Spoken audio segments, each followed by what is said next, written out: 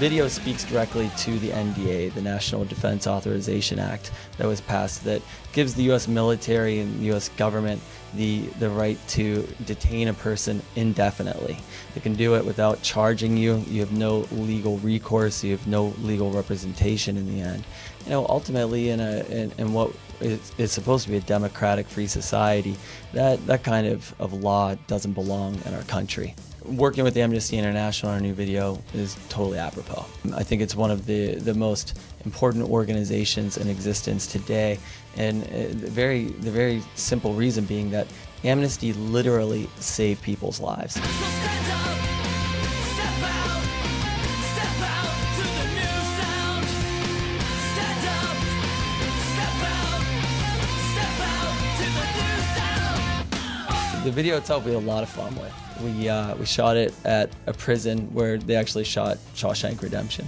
There was like broken windows in the prison, and it was snowing outside, and the snow was literally blowing inside of the prison. That the cells aren't individually heated. I know, man, seriously.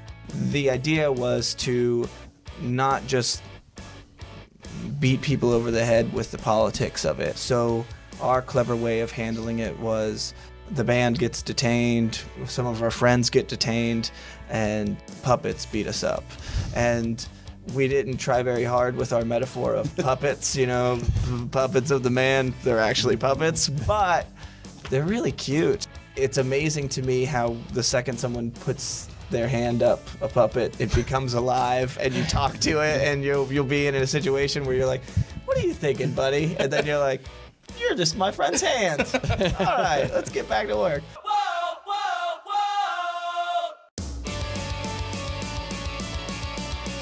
The name of the new record, The General Strike, we did it very pointedly because the tool of a general strike has not been used very effectively in the U.S. for a long time. So we wanted to bring the idea of the general strike is a tool that can be used for political and social change. It's difficult to achieve because you need to have a lot of people willing to take the day off work.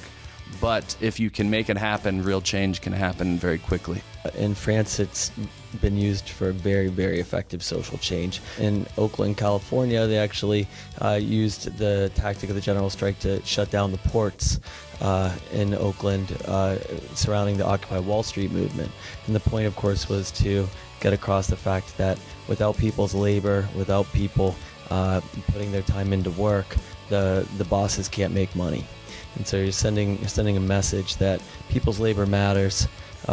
It's important to stand up for workers and workers' rights, and if you take care of workers, workers take care of you.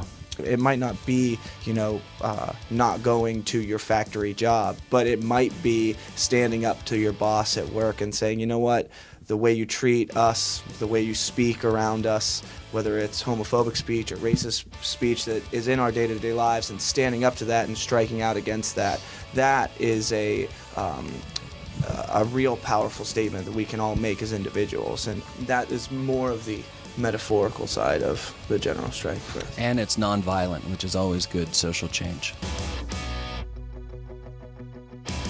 We put out 3 records very quickly.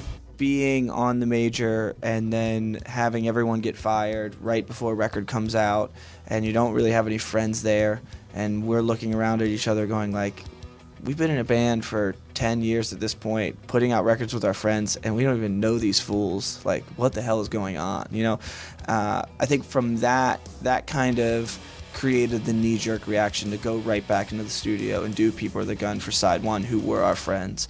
And those couple cycles kind of really blended together. And whether it's just, you know, the fact that you believe you have to have these cycles where you go and you tour the way you do and you put out a record every other year and that's what happens.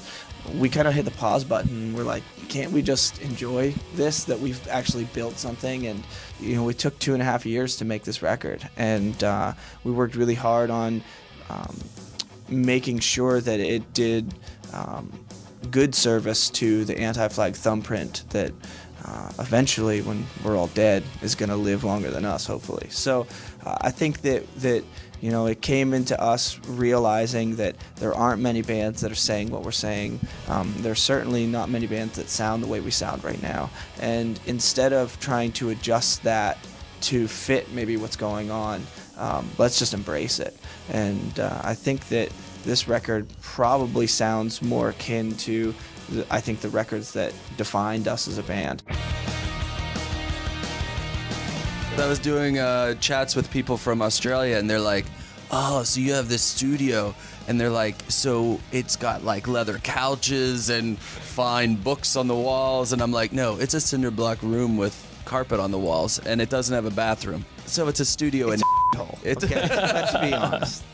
But the microphones are good, the computer doesn't crash, and we're able to re-record lyrics for songs 5 or 6 times because somebody is always changing them. Not to point any fingers.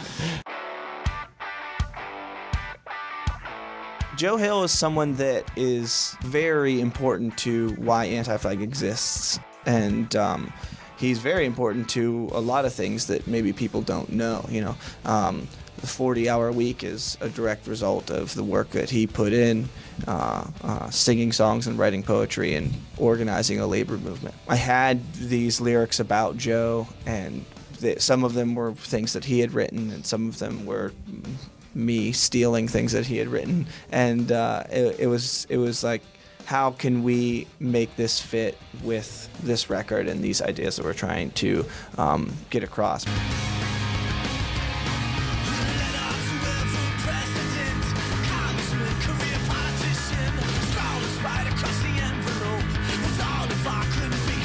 Couple cool things about Joe Hill, and why there deserves to be many songs about him. He was killed by firing squad, and they said, Joe, what are your last words? And he said, fire.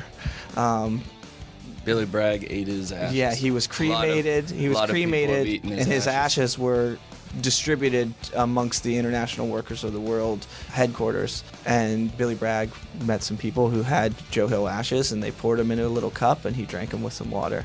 And that's really cool. It came out that had they had pushed forward, he probably would have been found innocent. But when he was communicating with the International Workers of the World who were working on his defense for the case, he said, I'm worth more to your movement dead than I am alive. So he saw himself as a martyr in that position, and I'm not sure any of us would do the same. No, I mean, yeah, it's true. I mean, he was incredibly brave, and he, you know, he wrote one of maybe his best poem ever in the hours before he was executed.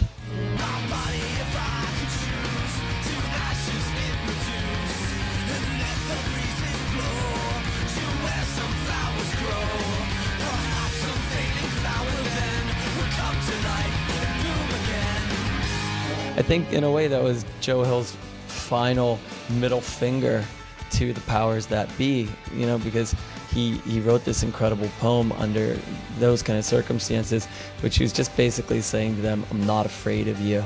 I'm calm, I'm collected, and go F yourselves.